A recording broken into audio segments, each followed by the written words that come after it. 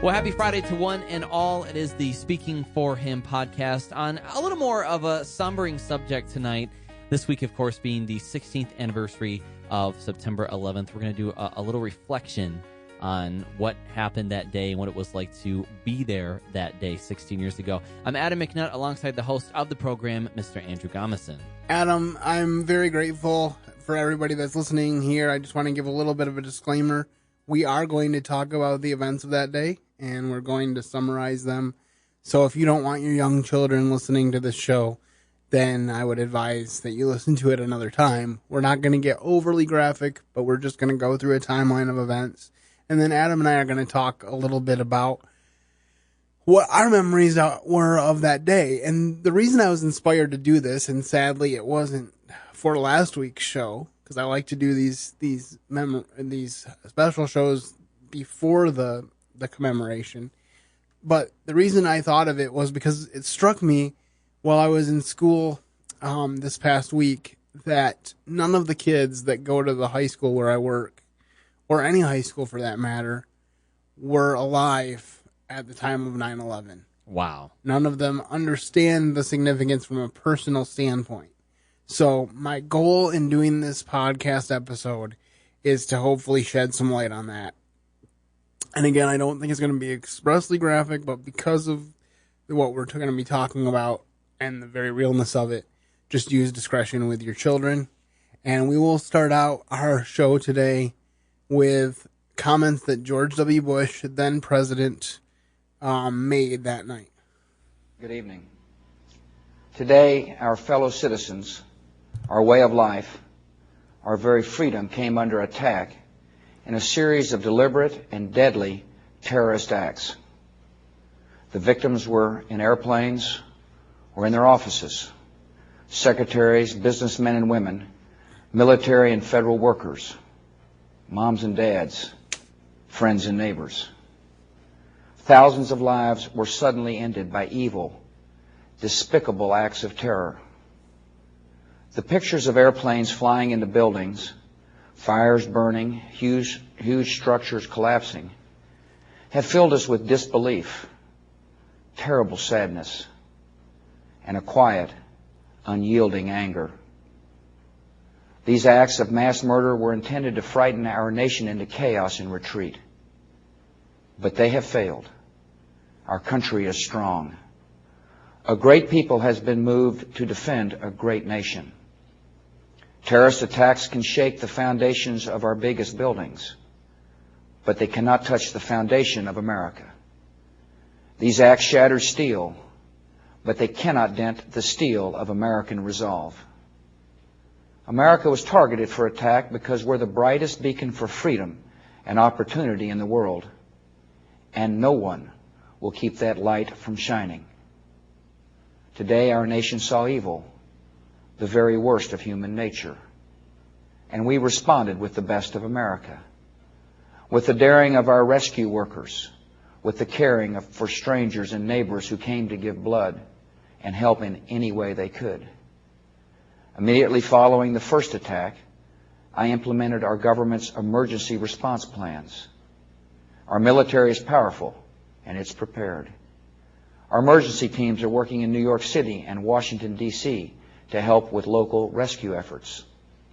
Our first priority is to get help to those who have been injured and to take every precaution to protect our citizens at home and around the world from further attacks. The functions of our government continue without interruption. Federal agencies in Washington, which had to be evacuated today, are reopening for essential personnel tonight and will be open for business tomorrow. Our financial institutions remain strong, and the American economy will be open for business as well. The search is underway for those who are behind these evil acts. I've directed the full resources of our intelligence and law enforcement communities to find those responsible and to bring them to justice. We will make no distinction between the terrorists who committed these acts and those who harbor them. I appreciate so very much the members of Congress who have joined me in strongly condemning these attacks. And on behalf of the American people, I thank the many world leaders who have called to offer their condolences and assistance. America and our friends and allies join with all those who want peace and security in the world, and we stand together to win the war against terrorism. Tonight I ask for your prayers for all those who grieve, for the children whose worlds have been shattered, for all whose sense of safety and security has been threatened. And I pray they will be comforted by a power greater than any of us, spoken through the ages in Psalm 23. Even though I walk through the valley of the shadow of death, I fear no evil, for you are with me. This is a day when all Americans from every walk of life unite in our resolve for justice and peace. America has stood down enemies before, and we will do so this time. None of us will ever forget this day, yet we go forward to defend freedom and all that is good and just in our world. Thank you. Good night, and God bless America. And those were the words spoken by our President George W. Bush on September 11th, 2001. And right now, Adam and I are just going to read through a timeline of events from that day. So hopefully those, especially the high schoolers that I know who didn't live through it, can get some context for what actually happened. Adam and I are just going to alternate down this timeline, and when we complete that, then we will share some brief memories that we have of that day, and then we'll just end with that.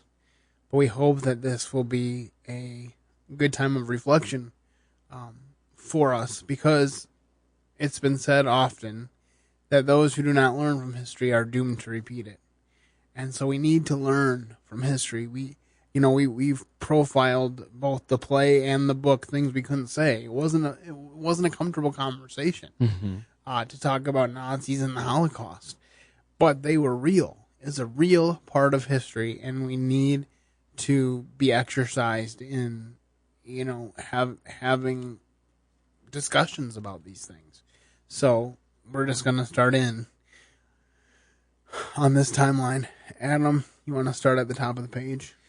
Well, it all started September 11th, 2001 on that beautiful clear blue morning at 7:59 a.m. The airplanes hijacked in 9/11 began taking off around 8 a.m. that morning. The first to depart is American Airlines Flight 11, which was a Boeing 767 that leaves Boston's Logan International Airport for Los Angeles with 92 people on board. At 8:14 a.m., United Airlines Flight 175, a Boeing 767 with 65 passengers on board, leaves Logan for Los Angeles. American Airlines Flight 77 leaves Washington Dulles International Airport at 8:20 a.m. The plane, a Boeing 757 with 64 people on board, is headed for Los Angeles. Finally, at 8:42 a.m., United Airlines Flight 93 departs from Newark International Airport. The Boeing 757, which carries 44 passengers, is bound for San Francisco. And then at 8:46 a.m., the first crash occurs at 8:46 when Flight 11 slams into the North Tower of New York's World Trade Center. According to the 9/11 Commission report, 2 flight attendants contact American Airlines as the plane is being hijacked to provide details of the emergency. They report the use of mace or a similar spray, several stabbings, and a bomb threat. The last known communication from the plane comes when flight attendant Madeline Amy Sweeney is on the phone with American Flight Services manager Michael Woodward, and she says, "Oh my goodness, we are way too low." 9:03 a.m. The second crash comes at 9:03 a.m. when Flight 175 flies into the South Tower of the World Trade Center. The last communication made with air traffic control comes at 8:42 a.m., but passengers provide details of the flight by contacting their families by phone. Brian Sweeney calls his wife Julie to tell her the plane has been hijacked, and Peter Hansen tells his father Lee, "I think they intend to go to Chicago or someplace and fly into a building." At 9:05 a.m., that's when President George W. Bush learns of the attacks while sitting in a second-grade classroom at an elementary school in Sarasota, Florida. White House Chief of Staff Andrew Card informs him of the attacks, whispering into his ear during the student's reading lesson. Bush later shares his memories of that day with National Geographic. He explains that when he receives news of the first plane at 8:50 a.m., just before entering the classroom, he believes it is a light aircraft, and his reaction is, man, the weather was bad or something extraordinary happened to the pilot. It isn't until Card informs him of the second plane that Bush understands America is now under attack.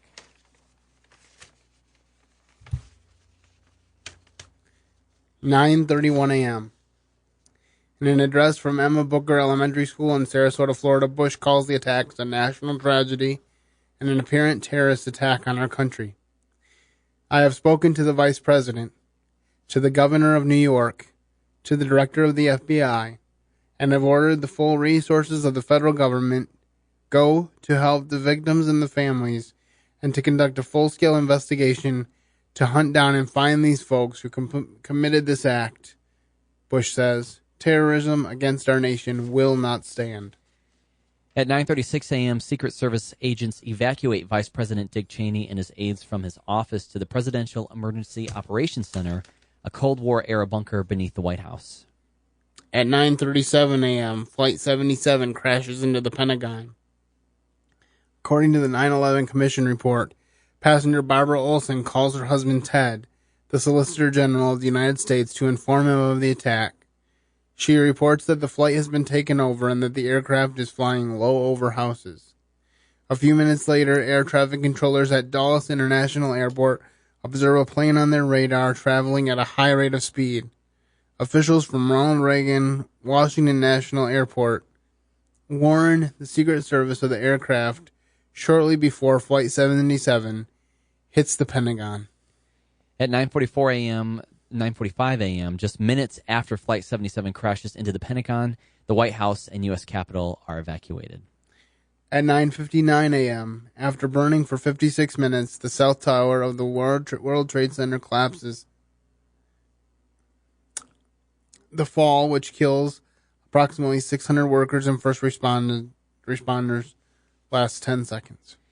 At 10:03 a.m., the fourth hijacked plane crashes in a field in Shanksville, Pennsylvania. The 9/11 Commission reports that several passengers make calls from the plane and receive word of the other hijackings. Upon hearing the news that major cities were being targeted, the passengers decide to fight back. 5 calls describe the intent of passengers and surviving crew members to revolt against the hijackers. According to one call, they voted on whether to rush the terrorists in an attempt to retake the plane. They decided and then acted. At 9:57 a.m., the passenger assault began. Several passengers had terminated calls with loved ones in order to join the revolt. One of the callers ended her message as follows: "Everyone's running up to first class. I've got to go. Bye." According to the 9/11 memorial, the hijackers deliberately crashed into a field to prevent passengers from retaking the airplane. The crash site in Shanksville is approximately 20 minutes flying time from Washington, D.C. At 10:28, after burning for 102 minutes, the North Tower of New York City's World Trade Center collapses, killing approximately 1,400 people. And finally, at 11:02 a.m., New York Mayor Rudy Giuliani orders an evacuation of Lower Manhattan, alerting everyone south of Canal Street to leave. And that is a summation of the events of that day. Of course, we know that the aftershocks and everything that happened that day dragged on for many days. And so it's hard to hear it put in that succinct of words. But Adam, can you tell us a little bit about how you found out about it and what you were doing that day? Yeah. I was 10 years old. I was in 5th grade. And the interesting thing is I actually didn't know about it until 3 in the afternoon. The school I went to didn't want to panic any of the kids, and they weren't even sure if we'd completely understand what was going on. So they decided to wait until they officially knew exactly what was going on and that it was partially over once they gave us the information. So I actually, half the day that all these things were happening, I didn't even know they were going on until later in the afternoon. It hit our family particularly hard because my dad is a full-time fireman. And in fact, he actually stopped by my school, I guess, asking if he could tell me what had happened and wanted to maybe inform some of the classmates too. And they said, we're going to be taking care of that. So I got picked up by my dad. He told me what happened, and once I got home, about 3:30, 4 o'clock that afternoon, I saw the images on TV at first, and that's when it really hit you, even at 10 years old. And growing up, for some reason, I was like always obsessed with New York City, and in fact, I had pictures of the World Trade Center and like a magnet from a teacher who went there and got that for me as a gift. So it was very odd to see some of my favorite landmarks fall. And I remember as the evening went on, we got called about a special church service that was being done as a prayer service. So we right after dinner, ran over there. And then we came home, and that evening we watched President Bush on TV live as he gave that address. And it kind of brings back those feelings again from what it was like 16 years ago. I got to say, it officially hit me, though, that night when I went to bed. I think it was 9 or 10 o'clock. And that summer, I'd started listening to the radio next to my bed.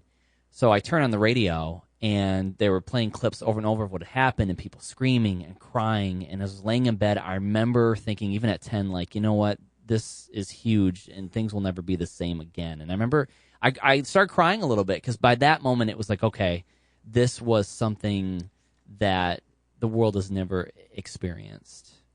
And you and I were just talking off air a few minutes ago about a particular Christmas gift that you got that kind of took on special significance after these attacks. Yeah. Could you explain that? And you just, to give a little bit of context, he just kind of made a connection about it a few days ago again. Yeah. And so he posted about it on Facebook. But can you tell our listeners about that?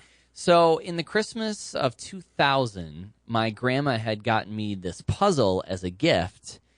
And the interesting thing is that I wasn't big into puzzles or anything. I think it was because there were a lot of city buildings on that puzzle, why my grandma knew I was so interested. And you were big into New York. Exactly. Yeah, exactly. So she bought me this puzzle where it's Jesus standing in a wheat field, and he's looking at all these different landmarks of America and even around the world.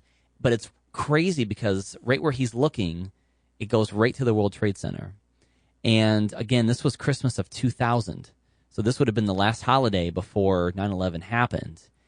And it didn't hit me until this year when I was thinking about that puzzle and that picture. And I'm like, oh my goodness, that's just so crazy to think about. Like, you know, he could have been looking in any direction on that picture, but it was how he was looking at those World Trade Center buildings. It looked like he was holding a stalk of wheat, and he had that kindness in his face, and he was just looking at it with this, I don't know, with this look of compassion, like knowing what was going to happen. And I'm not one of those conspiracy people, but the fact that he's looking right at it, and I got it that Christmas before 9/11 happened, I had to post it on Facebook this past week kind of as a tribute. Like, this is just too coincidental that this would have been given to me literally within months of that horrible day happening. And this is actually going to be the picture that's going to go up on the blog for this episode, because I was blown away by it myself when I saw it. I was like, really? They made a puzzle of this?